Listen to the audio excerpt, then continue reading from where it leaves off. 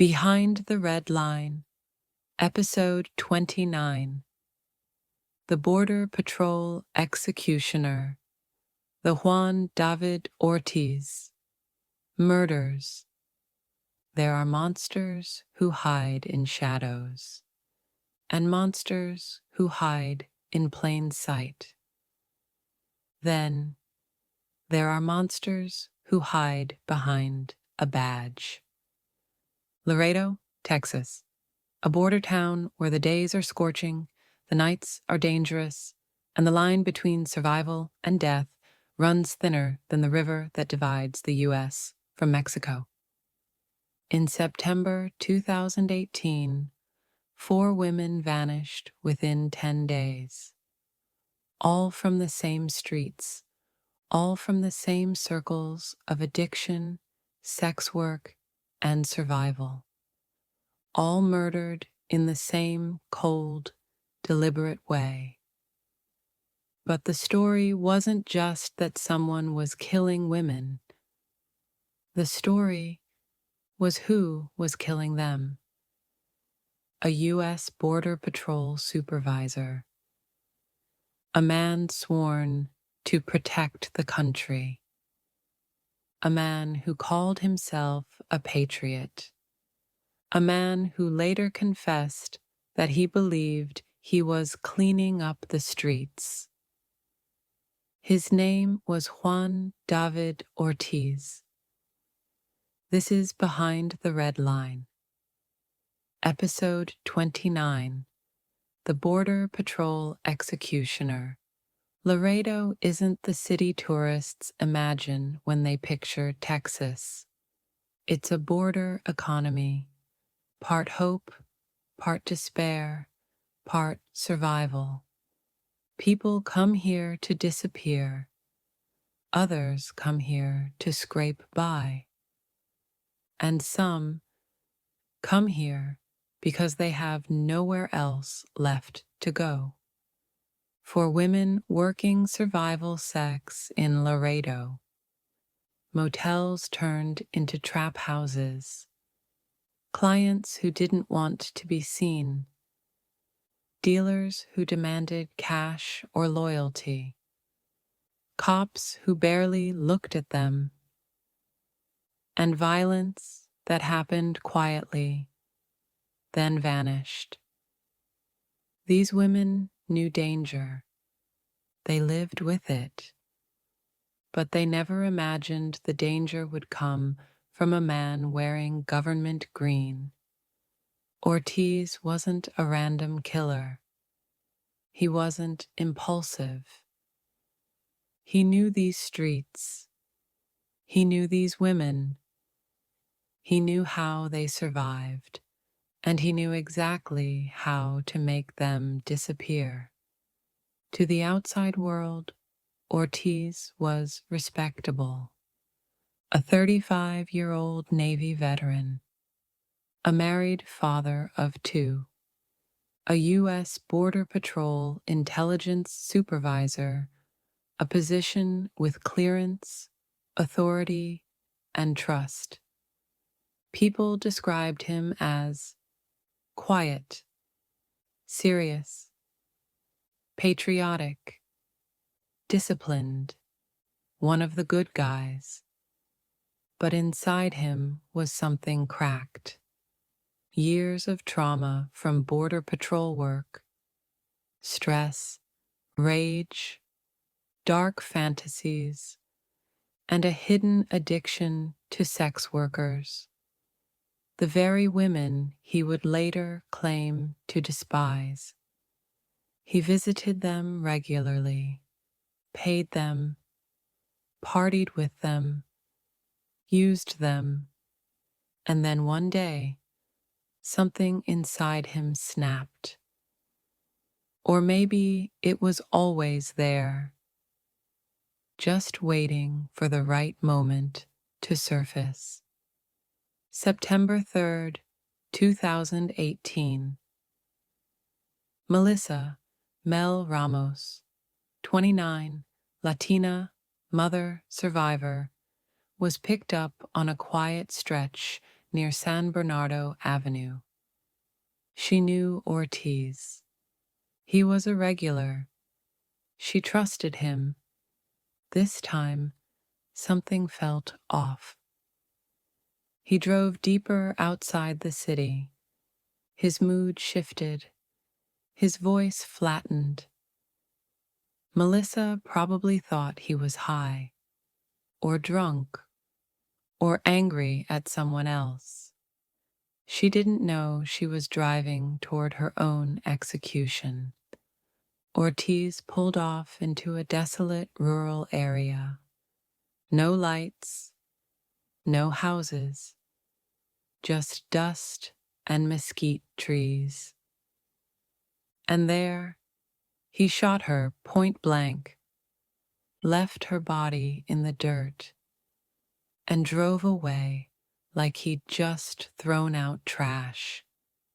Claudine Ann Luera, 42, a mother of 5, known and loved in her community despite struggling with addiction. Ortiz picked her up days after Melissa's murder. He drove her to the same desolate area, shot her twice, left her on the side of the road. But this time, she didn't die immediately. A passerby found her still breathing, bleeding out onto the dirt. She was rushed to the hospital and died hours later. Before she passed, she wasn't able to identify her killer. But the pattern had begun. September 13th. Ortiz was spiraling. He started talking openly about the murders to another sex worker, known in reports as Janelle. He bragged. He ranted. He talked about how these women were dirty, ruining the community, not worth saving. He literally called himself the person who cleans up the streets. Janelle felt fear coil in her stomach. He wasn't venting. He was confessing. She excused herself, walked outside, and did what most women in her world never do. She went straight to the police. And because of her, everything that came next was possible. When police began searching for Ortiz, he panicked. He picked up another woman, a young Honduran migrant named Erica Peña. And somewhere between fear and instinct, she fought back. Inside his truck, Ortiz grabbed her, tried to restrain her, told her he wanted to kill all the prostitutes. Erica clawed at him, kicked him, bit him, and when he slowed the truck, she threw herself out and ran barefoot through the dark. That's how serial killers are stopped. Through pure survival. Erica's escape saved lives. She ran to a gas station, hysterical, shaking, screaming that the man in the Border Patrol uniform had just tried to murder her. Police swarmed. Ortiz fled, and a manhunt began. For hours, Ortiz hid. He abandoned his truck. He switched phones. He ran through fields and alleys. This was a man who worked in law enforcement. He knew exactly how to hide from it. He eventually crawled into the parking garage of a downtown hotel, armed, desperate, cornered. Police found him sitting in his pickup truck, hands shaking, gun beside him, and he confessed, calmly, coldly, as if he were discussing chores. His confession tapes are chilling. No remorse, no guilt. Just a man explaining a mission. He said, "They're trash. They spread disease. No one cares about them. I was cleaning up the streets." He said he wanted to kill all the sex workers in Laredo. He killed 4. He attempted a 5th, and he would have kept going if Erica Pena hadn't fought like hell to escape him. Ortiz went to trial in 2022. His defense claimed PTSD, mental breakdown, blackouts, stress from Border Patrol work, but the jury saw through it instantly. Border Patrol training doesn't turn you into a serial killer. Being stressed doesn't make you hunt women. PTSD doesn't explain bragging about murder to other sex workers. This wasn't mental collapse. It was ideology, control, hatred, entitlement, and opportunity. He thought these women were disposable. The court taught him otherwise. Verdict: guilty on all counts. Sentence: life without parole. The same system he worked for. Locked him away forever. They weren't nameless. They weren't faceless. They weren't street women.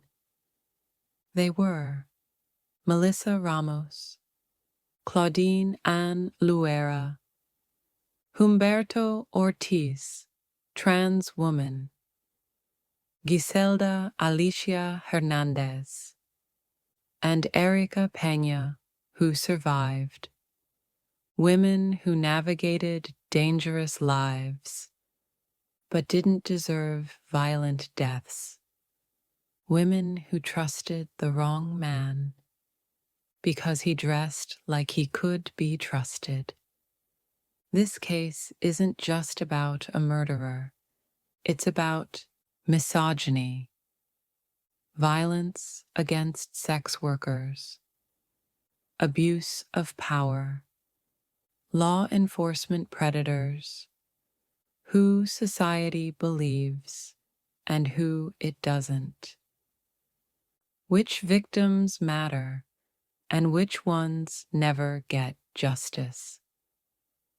If Ortiz had started killing wealthy women, important women, visible women, the city would have exploded. But because his victims were sex workers, women struggling with addiction, women on the margins, the silence was deafening. Juan David Ortiz hid behind a badge, behind a uniform, behind a reputation. But the desert always reveals the truth. He wasn't a protector. He wasn't a hero. He wasn't even a man trying to survive. He was a predator, a coward, a serial killer with government clearance. And if not for the women he underestimated, women who ran, women who spoke, women who survived long enough to report him, he might still be hunting today.